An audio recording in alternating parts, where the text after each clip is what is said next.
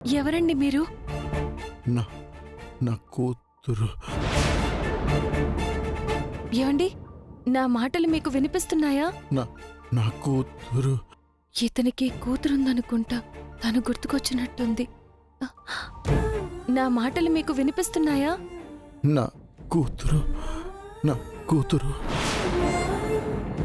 ఆ, మీకు కూతురుందా? ఉంది.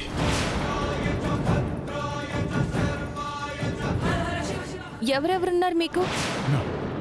నా కూతురు. మీ కూతురు పేరేంటి? మీ కూతురు ఎక్కడుంటారు? చెప్పండి, ఏ ఊరు మీది? మీ కూతురు పేరు, మీ భార్య పేరు ఏమైనా గుర్తుంటే చెప్పండి. నా భార్య పేరు మీ భార్య పేరు? పేరు ఆవిడ ఎక్కడుంటారో చెప్పండి. నా భార్య పేరు చెప్పండి.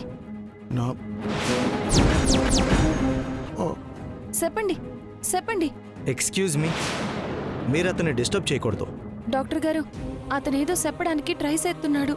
అతనికి అనస్థీషియా ఇచ్చాం. ఇప్పుడు అతను ఏం మాట్లాడుతున్నాడో అతనికే తెలీదు. అతను పూర్తిగా కోలుకున్న తర్వాత జనరల్ వార్డ్కి షిఫ్ట్ చేస్తాం. అప్పుడు ఏదైనా మాట్లాడండి. ఇప్పుడు మాత్రం డిస్టర్బ్ చేయకండి. ఏదైనా తేడా జరిగితే అతను మళ్ళీ కోమాలోకి వెళ్ళిపోయే ప్రమాదం ఉంది. అయ్యో, అలాగే డాక్టర్, ನಾನು బయట వెయిట్ చేస్తాను.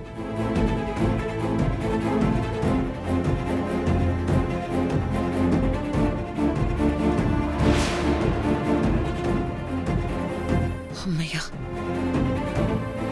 సమయానికి డాక్టర్ వచ్చాడు కాబట్టి సరిపోయింది.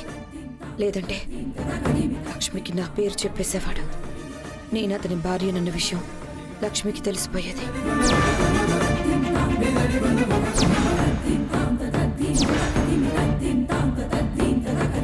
అతను స్పృహలోకి వచ్చాడంటే అప్పుడు లక్ష్మికి అంతా తెలిసిపోతుంది.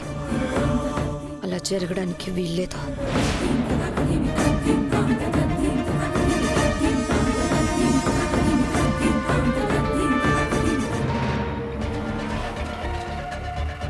రేయ్, ఎక్కడున్నారు? వచ్చాం మేడం, మీ కార్ దగ్గరే ఉన్నాం మేడం. అక్కడే ఉండండి, నేను ఇప్పుడే వస్తున్నాను. సరే మేడం.